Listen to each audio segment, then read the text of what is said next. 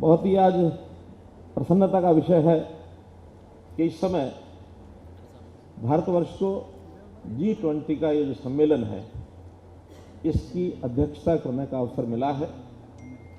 यह न केवल हर्ष का विषय है बल्कि हमारे लिए एक सम्मान का विषय है, क्योंकि दुनिया आखिर पहचान करने में बहुत देर नहीं कर सकती। अतीत में भारतवर्ष विश्वगुरु रहा है, लेकिन कालांतर में कुछ समय के लिए हमने अपना गौरव खोया भी था। और वो गौरव खोया इसलिए था कि विचारों में जो हमारे सिद्धांत हैं उनके अंदर कहीं ना कहीं दुनिया के साथ हमारा एक मतभेद था। दुनिया अभी तक जो फैलाववादी एक्सप्रेशनिस्ट जो अपने इन्वेडर्स बनकर के दुनिया के ऊपर राज करेंगे और ये कहेंगे कि ऐसा राज जिसमें कभी सूर्य अस्त नहीं होता, इस प्रकार का शासन भी दुनिया में लोगों ने देखा, लेकिन उन्होंने अपने तरीके अलग अलग अपनाए हैं। हमारा वो तरीका नहीं रहा है। हमारा तरीका है कि हम दुनिया का मार्गदर्शन तो कर सकते हैं, दुनिया में अपनी अच्छी बातों को बता सकते हैं, लेकिन इन्वेडर बनकर के कहीं दुनिया के किसी देश पर हम हमला करेंगे, युद्ध करेंगे, ऐसा संभव नहीं है।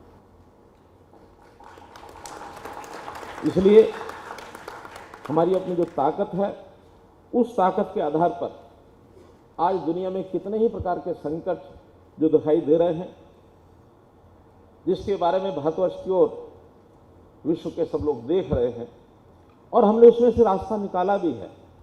बहुत चीज़ों पर रास्ता निकाल भी रहे हैं, चाहे वो खाद्यान्न की बात है, आर्थिक मंदी की बात है, आतंकवाद का दानव है, चाहे उसमें कोविड जैसी महामारी, ये विषय सामने आया है।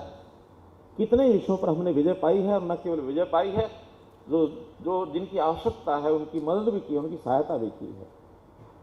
दुनिया इस बात से हैरान परेशान भी है कि जब कोविड शुरू हुआ तो ऐसा जो बड़े बड़े देश, आर्थिक तौर पर संपन्न देश, उन्होंने शंका जाहिर की कि अगर सबसे ज़्यादा कोविड का प्रभाव अगर कहीं पड़ेगा तो भारतवर्ष पर पड़ेगा। क्यों? आबादी बहुत है और हम उतने साधन संपन्न भी नहीं थे जितने कुछ और देश हैं। स्वाभाविक उनका शंका उनकी स्वाभाविक थी, लेकिन जिस प्रकार से उसमें से हम बाहर निकले हैं और जैसे हमने दो वैक्सीन ईजाद की और दुनिया के उन देशों को जिनको जरूरत थी उनको भी सप्लाई की, अपने आप को भी बचाया, बहुत देशों को बचाया। आज दुनिया के लोग समझते हैं कि नहीं, भारतवर्ष में देयर इज पोटेंशियल, भारत के अंदर क्षमता है। हम अपनी क्षमताओं का जैसे जैसे दोहन कर रहे हैं वैसे वैसे हमारी ताकत को और दुनिया जान रही है।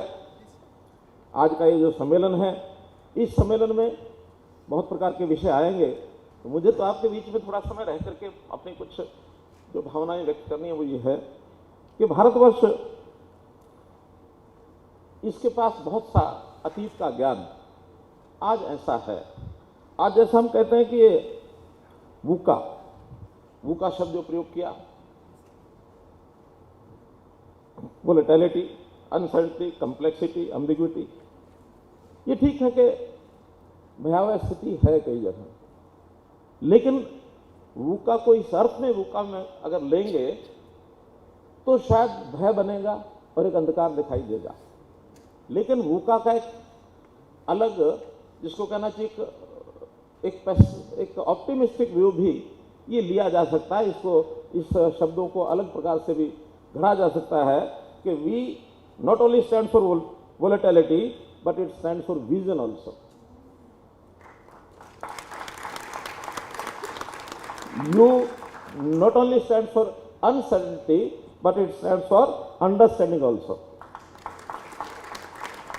C not only stands for complexity, but it stands for clarity. And A not only stands for ambiguity, but it stands for agility also. स्पष्ट था एकदम। तो हम इन चीजों पर देखने का तरीका बदलना चाहिए।